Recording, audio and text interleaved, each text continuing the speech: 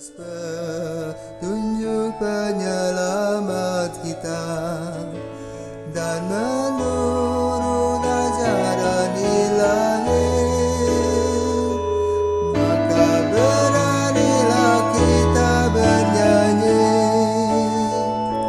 Bapa kami yang ada di surga, dimuliakanlah namamu. Saudara-saudara terkasih, selamat pagi. Salam jumpa lagi dalam Sabda Siap Saji Sabtu 7 Agustus 2021, hari biasa pekan ke-8. Marilah kita berdoa dalam nama Bapa, Putra, dan Roh Kudus. Amin. Bapa yang penuh kasih, selamat pagi. Pagi ini adalah pagi yang baru. Kami mohon berkat-Mu, semangat yang baru. Ajarlah kami untuk menaruh cinta dan hormat kepada nama-Mu. Ajarlah kami juga mencintai sesama kami, sehingga kami boleh berbelas kasih, saling bahu-membahu, bantu-membantu. Demi Kristus Putra-Mu dan pengantara kami, kini dan sepanjang masa. Amin. Tuhan bersamamu dan bersama roh-Mu.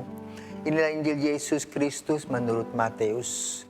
Dimuliakanlah Tuhan. Matius bab 17 ayat 14 sampai dengan 20. Sekali peristiwa datanglah seorang mendapatkan Yesus dan menyembah, katanya, "Tuhan, kasihanilah anakku, ia sakit ayan dan sangat menderita. Ia sering jatuh ke dalam api dan juga sering ke dalam air. Aku sudah membawanya kepada murid-murid-Mu, tetapi mereka tidak dapat menyembuhkannya." Maka kata Yesus, "Hai kalian angkatan yang tidak percaya dan sesat, berapa lama lagi aku harus tinggal di antara kalian? Berapa lama lagi aku harus sabar terhadap kalian? Bawalah anak itu kemari." Dengan keras Yesus menegur roh jahat itu, lalu keluarlah ia daripadanya. Dan anak itu sembuh seketika itu juga. Kemudian ketika mereka sendirian, para murid menghampiri Yesus dan bertanya, "Mengapa kami tidak dapat mengusir setan itu?" Yesus menjawab, "Karena kalian kurang percaya. Sebab aku berkata kepadamu, sungguh, sekiranya kalian mempunyai iman sebesar biji sesawi saja, kalian dapat berkata kepada gunung ini, 'Pindahlah dari sini ke sana,' maka gunung ini akan dipindah dan tiada yang mustahil bagimu." Demikianlah Injil Tuhan, terpujilah Kristus. Saudara-saudara terkasih,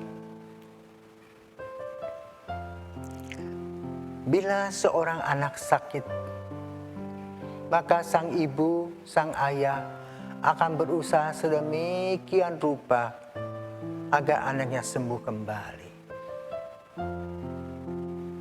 Hal ini terjadi juga di dalam peristiwa Yesus, di mana seorang ibu mempunyai anak yang epilepsi atau yang disebut dengan ayan, yang ciri-cirinya senang kalau melihat air dan dia ingin menceburkan diri.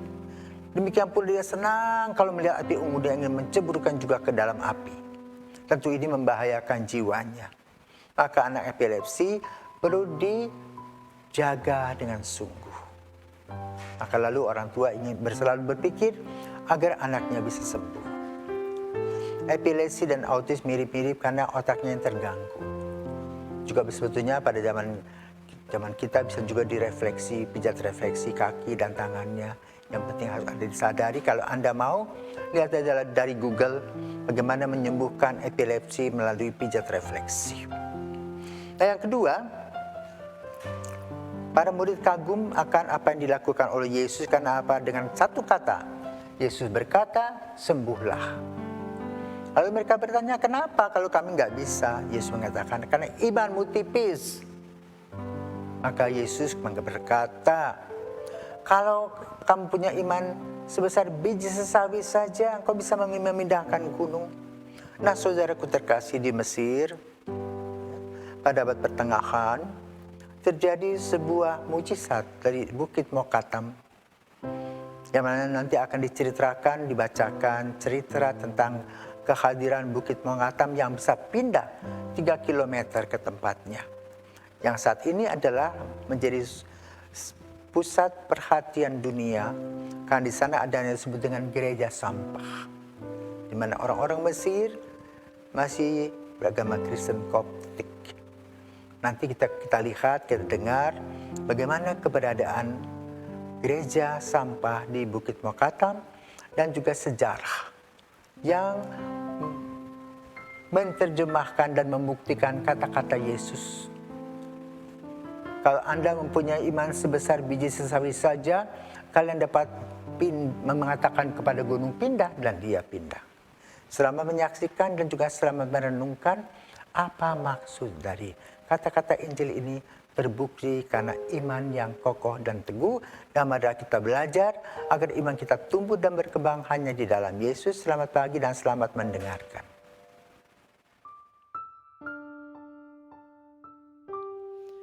Sejarah singkat Gereja Sampah, Simon de Tanner, Bukit Mokatam. Penamaan Simon de Tanner sendiri tak terlepas dari sejarah yang terjadi di masa lampau. Simon de Tanner merupakan seorang Ortodoks yang hidup sekitar abad ke-10. Simon muda merupakan seorang pengrajin kulit yang memiliki kepribadian yang sangat saleh. Pada akhirnya, diceritakan setiap pagi Simon selalu berkeliling menggendong kendi berisi air dan mengunjungi orang-orang yang membutuhkan air. Menurut ceritanya yang beredar di masyarakat, pada abad ke-10 wilayah Mesir termasuk kota Kairo merupakan daerah kekuasaan kekhalifahan Islam yang dipimpin oleh Khalifah Al-Mu'izz. Pada waktu itu, terjadi sebuah perdebatan antara sang khalifah dan Ibnu Kilis dengan salah satu paus yang bernama Abraham. Ibnu Kilis merupakan seorang pejabat negara sekaligus pemuka Yahudi yang cenderung membela sang khalifah hanya untuk mempertahankan jabatannya. Dalam perdebatan, Ibnu Kilis mengatakan kepada sang khalifah bahwa ada ayat di kitab orang Kristen di Perjanjian Baru, yaitu Injil Matius 17 ayat 20 yang berbunyi, ia berkata kepada mereka, "Karena kamu kurang percaya, sebab aku berkata kepadamu, sesungguhnya sekiranya kamu mempunyai iman sebesar biji sesawi, kamu dapat berkata kepada gunung ini, pindah dari tempat ini ke sana, maka gunung ini akan pindah, dan takkan ada yang mustahil bagimu." Jika kebenaran tersebut tidak bisa dibuktikan, sang khalifah tidak akan segan-segan membasmi penganut Kristen Ortodok dengan pedang. Paus Abraham lalu terkejut sekaligus panik mendengar permintaan sang sultan. Lalu ia meminta waktu 3 hari untuk membuktikannya. Pertemuan Paus dengan Simon de Tanner, dengan tertunduk lesu Paus Abraham pulang dan memerintahkan seluruh pendeta dan jemaat melakukan puasa dan berdoa memohon pengampunan kepada Tuhan. Pada hari ketiga, sang Paus sudah merasa kelelahan dan kemudian tak sengaja ia tertidur lelap.